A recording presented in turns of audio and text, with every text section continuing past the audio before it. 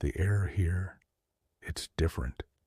It's thick with a sense of history, a history that feels tainted. Not just the history of the bridge itself, the iron and wood, but the history of the stories, the legends, the fears that have clung to this place for so long. You can almost feel it, can't you? The weight of those stories, the residue of those fears. It's like a layer of dust settling over everything, obscuring the truth.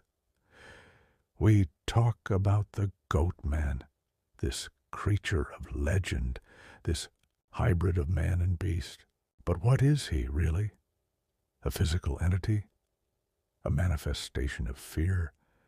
A symbol of something darker, something primal? The stories vary, as we discussed. Some say he's a vengeful spirit, the ghost of a tormented farmer.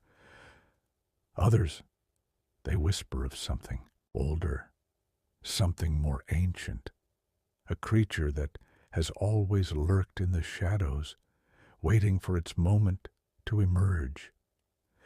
And then there's my own theory, the one that troubles me the most, the idea that the farmer's death wasn't simply an end, but a beginning, a transformation, a grotesque metamorphosis fueled by rage and despair.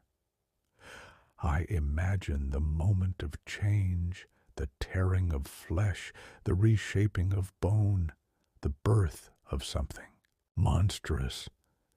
And I wonder, what echoes of that moment still linger here? What traces of that transformation remain?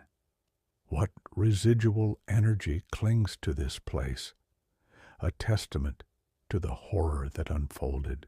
Think of the sounds here, the subtle creaks and groans of the bridge, the rustling of leaves in the wind, the murmur of the creek below. At night, these sounds become amplified, distorted, taking on a life of their own. Every snap of a twig, every rustle of leaves becomes a potential threat. Every shadow seems to move, to shift, to take on a life of its own. It's a place where the imagination runs wild, where fear takes root and blossoms.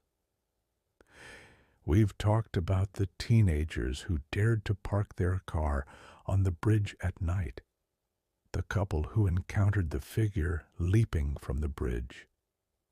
But there are other stories, whispers in the dark, tales that are harder to verify, but no less chilling, stories of lone travelers, their cars breaking down on the bridge, their headlights failing, leaving them stranded in the darkness. Stories of hikers venturing into the woods, only to encounter a pair of glowing eyes watching them from the shadows. Stories of strange symbols carved into the trees, symbols that seem to defy explanation. And then there are the investigations, the attempts to capture evidence of the unseen. We bring our tools, our EVP recorders, our EMF meters, our night vision cameras, hoping to find answers in the darkness. We listen to the static, hoping to hear a voice, a whisper, a clue. We watch the meters, hoping to detect a fluctuation, an anomaly, a sign of something beyond our understanding. We scan the darkness, hoping to catch a glimpse, a shadow, a shape that defies explanation. Remember Sam and Colby? They bring a light to the dark. They are a reminder that exploration into the unknown is a worthy endeavor, and they do so with a respect that is needed. The work they do allows others to ask questions. But even with all our tools, all our investigations, the mystery remains. The Goatman, whether real or imagined, continues to elude us, to haunt our imaginations. Perhaps that's the point. Perhaps the true horror lies not in the answers we find, but in the questions we ask, the uncertainty, the ambiguity, the sense that we're standing on the edge of something unknown.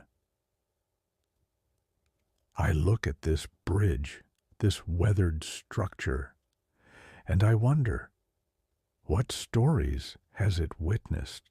What secrets does it hold? What darkness does it conceal? It's more than just a crossing, it's a threshold between our world and something else, something darker, something primal. And as we stand here in the shadow of this bridge, we can't help but wonder, what will we take with us? Will we carry the fear, the uncertainty, the sense of unease? Will we carry the echoes of the stories, the whispers of the Goatman? Will we carry the darkness within us, the darkness that this place has awakened? Or will we leave it all behind, the fear, the uncertainty, the darkness, and walk away with a sense of wonder, a sense of awe, a sense of the mystery that surrounds us? The choice is ours, isn't it? But even as we leave, we know that the Goatman's bridge will remain a silent sentinel, a reminder of the darkness that lurks within us all. What do you think? Deep shadows indeed.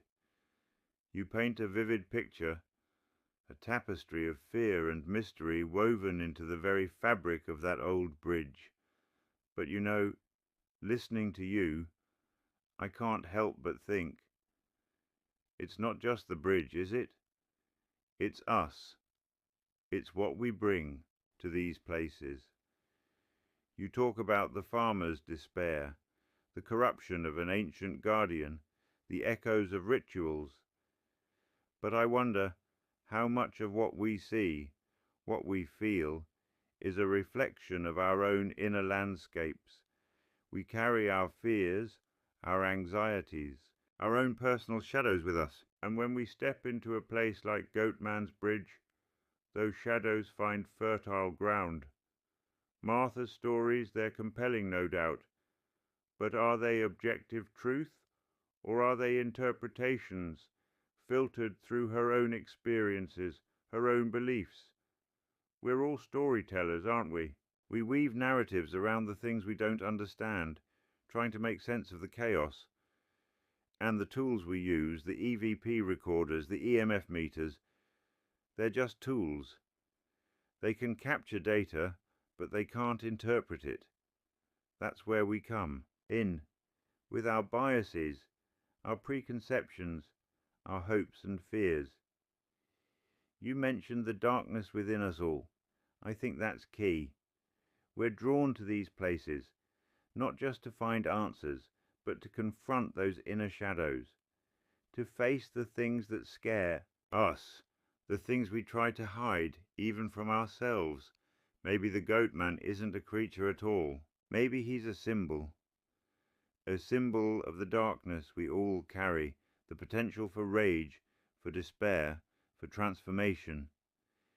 Maybe the bridge isn't a threshold to another world, but a mirror, reflecting back our own inner landscapes. And maybe, just maybe, the real mystery isn't what lurks in the shadows, but what lurks within us. What are we afraid of? What are we running from? What are we capable of? You asked what we'll take with us. I think we take ourselves, our fears, our hopes, our questions, and maybe, just maybe, we take a little bit of understanding, understanding that the darkness isn't just out there, it's in here too. And that's perhaps the most chilling realization of all.